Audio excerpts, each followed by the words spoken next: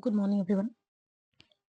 तो आइए सबसे इम्पोर्टेंट चीज़ें यहाँ पे आज हम जो डिस्कस करने वाले हैं। अगेन ये हमारा 13 क्लासेस होगा।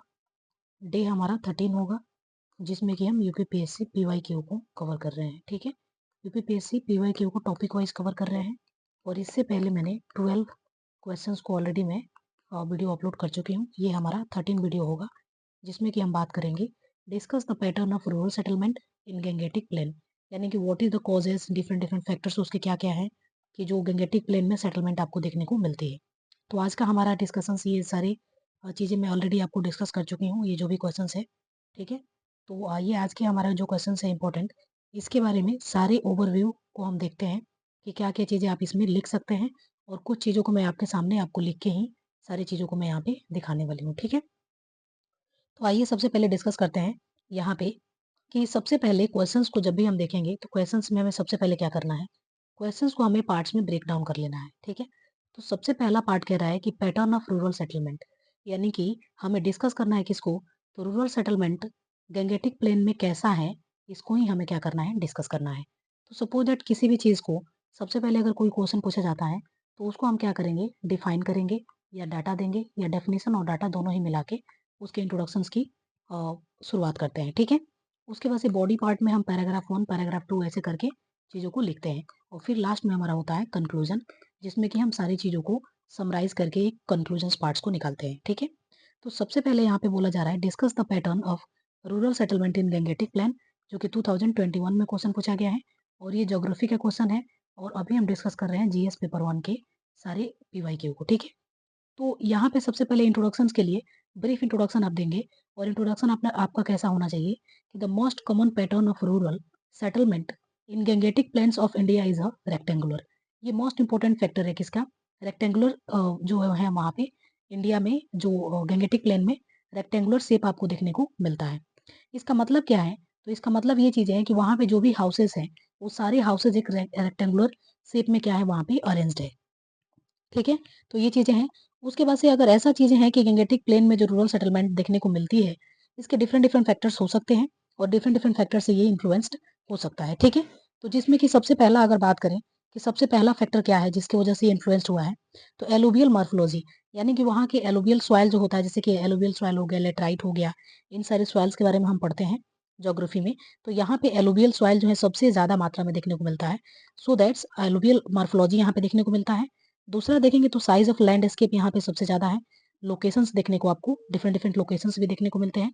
सो दैट्स इसको हम अलग पार्ट्स में भी डिवाइड कर सकते हैं, जैसे कि पैटर्न के बारे में हमने तो डेफिनेशंस देख लिए गैंगेटिक प्लेन में।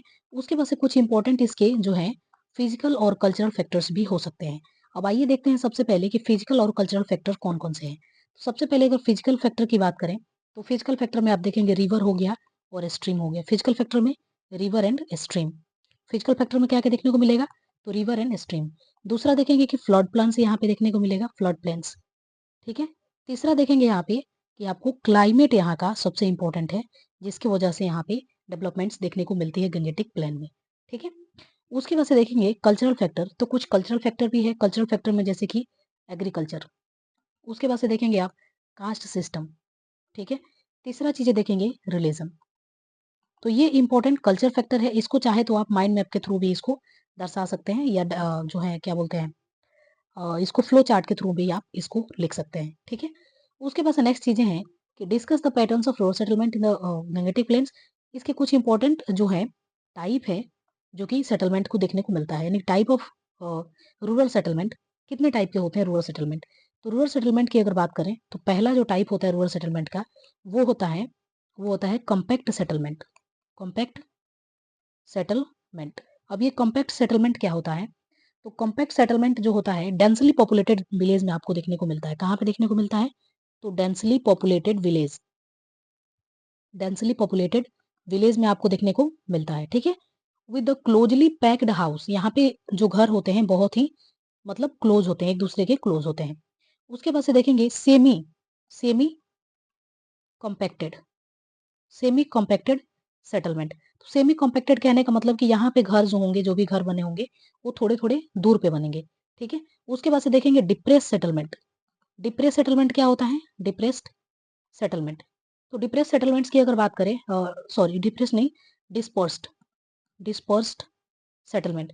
डिस्पर्स सेटलमेंट की अगर बात करें तो यहाँ पे क्या होते हैं, डिस्पर्स मतलब आपको पता है स्कैटर्ड, यानी कि मतलब यहाँ वहाँ घर आपको देखने को क्या करेंगे, देखने को यहाँ पे मिलेंगे।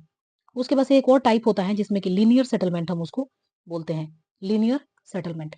लीनियर सेटलमेंट क्या होता है कि ये रोड के साइड में आपको अलोंग विथ रोड आपको देखने को मिलता है, अलोंग विथ रोड, रोड के साइड में आपको देखने को मिलता है, ये जिसको हम लीनियर सेटलमेंट के नाम से जानते हैं। ठीक है, उसके बाद से आइए देखते हैं कुछ इंपॉर्टेंट कैरेक्टरिस्टिक इसके क्या क्या होते हैं। तो इंपॉर्टेंट अगर कैरेक्टरिस्टिक की अगर बात करें तो सबसे पहला इंपॉर्टेंट कैरेक्टरिस्टिक जो होता है वो होता है हाई पॉपुलेशन डेंसिटी। यहाँ पे क्या देखने को मिलता है, हाई पॉपुलेशन डेंसिटी यहाँ पे देखने को मिलता है, high population density. Population density यहाँ पे क्या होता है, काफी ही हाई होता है। उसके बाद से देखेंगे स्मॉल विलेज साइज। यहाँ पे जो गाँव की जो क्या होती है, साइज होती है, वो काफ़ी क्या होता है, स्मॉल होता है। तीसरा जो देखेंगे आप, agriculture land use, agriculture land use, ठीक है? उसके बाद से देखेंगे यहाँ पे लिमिटेड इंफ्रास्ट्रक्चर आपको देखने को मिलेगा, लिमिटेड इंफ्रास्ट्रक्चर, लिमिटेड इंफ्रास्ट्रक्चर आपको यहाँ पे देखने को मिलेगा, ठीक है? तो अभी तक हमने क्वेश्चंस में क्या-क्या चीज़ें देखी और क्या-क्या चीज़ें इसमें पूछा गया था। सबसे पहले पूछा गया था कि discuss the pattern of rural settlement in Gangetic plains, ठीक है? तो यहाँ पे सबसे पहला जो चीज़ें पूछा गया है, डिस्कस करना है हमें क्या, तो रूरल सेटलमेंट कैसा है गैंगेटिक प्लेन में और ये किस-किस फैक्टर से इन्फ्लुएंस हो सकता है, ये कितने टाइप के हो सकते हैं और इनके डिफरेंट डिफरेंट कैरेक्टरिस्टिक क्या है, उसके बाद से यहाँ पे सेटलमेंट होने के कॉज़ क्या हैं।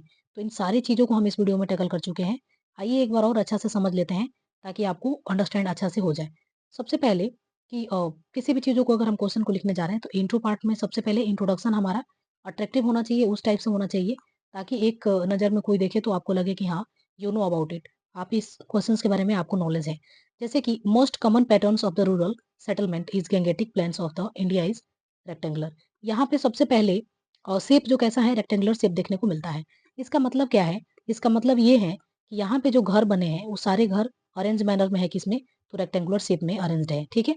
उसके बाद से अब ये रेक्टेंगुलर जो शेप है, ये डिफरेंट डिफरेंट फैक्टर से क्या हुआ है, इन्फ्लुएंस हुआ है। यानी किसी भी चीज़ों को जब भी हम देखते हैं, तो वहाँ पे कोई ना कोई चीज़ किसी न किसी चीज़ से इन्फ्लुएंस हुआ रहता है। सो दैट्स यहाँ पे रेक्टेंगुलर शेप जो देखने को मिलता है आपको गैंगेटिक प्लेन्स में, ये भी किसी न किसी चीज़ों से इन्फ्लुएंस्ड है। जिसमें कि एलुवियल मॉर्फोलॉजी की बात कर लें, साइज़ ऑफ लैंडस्केप की बात कर लें और लोकेशंस की बात कर लें। अगर इसके ब्रॉड में और आप जानना चाहते हैं तो गैंगेटिक प्लेन्स को 2 पार्ट्स में हम डिवाइड कर सकते हैं, जिसमें कि एक हमारा हो सकता है फिजिकल फैक्टर, दूसरा हमारा हो सकता है कल्चरल फैक्टर। फिजिकल फैक्टर की बात करेंगे तो रिवर और स्ट्रीम हो जाएँगे, फ्लड प्लेन्स हो जाएँगे, क्लाइमेट हो जाएगा। कल्चरल फैक्टर की अगर बात करें तो यहाँ पे एग्रीकल्चर्स, उसके बाद से आप देखेंगे यहाँ पे अ, रिलीजन देखने को मिलेगा, फिर देखेंगे यहाँ पे कास्ट सिस्टम देखने को मिलेगा। उसके बाद से हम देखेंगे कि जो है यहाँ पे रूरल सेटलमेंट के टाइप कितने होते हैं, तो रूरल सेटलमेंट के टाइप 4 होते हैं जनरली। तो देखेंगे सबसे पहले कॉम्पैक्ट सेटलमेंट। कॉम्पैक्ट सेटलमेंट में हमने ये चीज़ें देखा कि यहाँ पे डेंसली पॉपुलेटेड जो है विलेजेस होते हैं, मतलब ये बहुत ही नज़दीक-नज़दीक यहाँ पे घर बने हुए आपको देखने को मिलेंगे। सेमी कॉम्पैक्टेड मतलब थोड़ी-सी दूरी बन जाएगा यहाँ पे। डिस्पर्स्ड कहने का मतलब कि वहाँ पे स्कैटर्ड होगा, मतलब काफ़ी, एक घर यहाँ है तो काफ़ी दूर के बाद से फिर आपको घर देखने को मिलेगा। सो दैट्स इस टाइप के जो टाइप होते हैं, उसको हम क्या बोलते हैं, आपके डिस्पर्स सेटलमेंट या स्कैटर सेटलमेंट बोलते हैं। उसके बाद से लीनियर सेटलमेंट के बारे में हमने देखा। लीनियर सेटलमेंट आपको जो कि रोड के बगल में आपको जो घर देखने को मिलती है, इसको बोलते हैं लीनियर सेटलमेंट, ठीक है? उसके बाद से इम्पोर्टेंट कैरेक्टरिस्टिक की बात की हमने, तो इम्पोर्टेंट कैरेक्टरिस्टिक में सबसे पहला जो इम्पोर्टेंट कैरेक्टरिस्टिक है, वो है हाई पॉपुलेशन डेंसिटी। यहाँ पे हाई पॉपुलेशन डेंसिटी देखने को मिलता है। उसके बाद से देखेंगे तो गाँवों की जो साइज़ होती है वो काफ़ी छोटा होता है। उसके बाद से देखेंगे एग्रीकल्चरल लैंड यूज़ यहाँ पे होता है। उसके बाद से लिमिटेड इंफ्रास्ट्रक्चर यहाँ पे देखने को मिलती है। तो ये हो गए कैरेक्टरिस्टिक ऑफ सेटलमेंट्स, ठीक है? उसके बाद से आप बात करेंगे कि क्वेश्चंस तो हमने टैकल कर लिए और ये चीज़ें हैं, इसके लिए सबसे इम्पोर्टेंट जो एक इंस्ट्रक्शन है, वो इम्पोर्टेंट इंस्ट्रक्शन ये है कि जो भी मैंने डे 1 से लेकर डे 13 तक अभी जो भी वीडियो मैंने अपलोड किए हैं, उन सारे वीडियो को आप फुल वीडियो को वॉच करें ताकि इससे कोई आपको अच्छा इन्फॉर्मेशन मिल पाए। Because if you see 1 minute, 2 minute, you will be not get benefited from this series. So that's you have to watch full video. ठीक है? If you have any comments, please let me know in the comment box. So if you have any suggestion also you let me know in the comment box. So thank you for watching. अब आइए next day 14 में फिर मिलते हैं और day 14 में एक ऐसे ही क्वेश्चंस को डिस्कस करेंगे जिसमें कि सारे डायमेंशंस को डिस्कस करेंगे। So thank you for watching. If you new on my channel, please subscribe the channel. Thank you.